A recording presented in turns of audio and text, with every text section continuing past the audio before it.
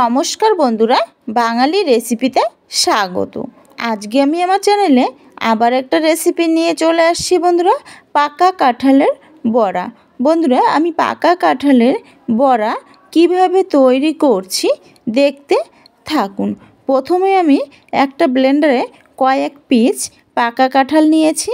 এখন আমি এই ভিতরে যে বীজটা থাকে সেটা আমি ফেলে দেব। বন্ধুরা, আমি এই একইভাবে বাকি কাঁঠালের বীজগুলো ফেলে দিয়েছি। এখন আমি এই কাঁঠালগুলো একটা মিক্সিতে পেস্ট করে নিয়ে নেব।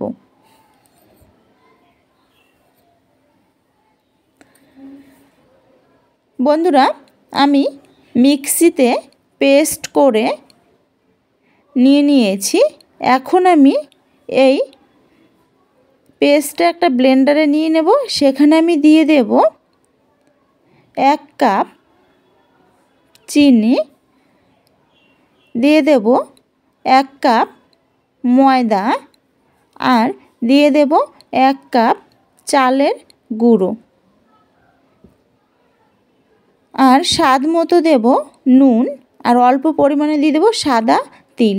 বন্ধুরা, সাদা তিলটা দিলে বড়াগুলো খেতে দারুণ লাগে, এটা একদমই অপশনাল। আমি এখন ভালো করে এটা কাঁঠালের সঙ্গে মিশিয়ে নেব। দেখো বন্ধুরা, আমি কাঁঠালের সঙ্গে ভালো করে চালের গুঁড়ো আর ময়দাটা মিশিয়ে নিয়েছি। আর এদিকে আমি ওভেনে কড়া বসিয়ে দিয়েছি। সেখানে আমি সাদা তেল দিয়ে হাই আঁচে গরম করে নিয়েছি। এখন আমি কাঁঠালের বড়ার শেপগুলো তৈরি করে নেব। দেখো বন্ধুরা, আমি কাঁঠালের বড়ার শেপগুলো দিয়ে দিয়েছি, আর 2 থেকে 3 মিনিট মিডিয়াম আঁচে ভেজে নিয়ে একটা চামচ দিয়ে উল্টে পাল্টে নিয়ে নেব। খুব সুন্দর একটা কালার হয়ে আসছে। আর বন্ধুরা, পাকা কাঁঠালের বড়াগুলো খেতে দারুণ লাগে।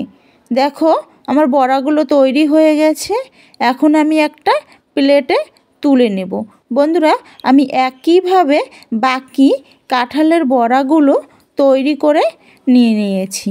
এখন আমি এটা একটা প্লেটে নিয়েছি। আর বন্ধুরা, আমার এই রেসিপিটি যদি ভালো লেগে থাকে তাহলে অবশ্যই একটি লাইক, কমেন্ট আর শেয়ার করে দেবেন, আর চ্যানেলটি সাবস্ক্রাইব করে দেবেন।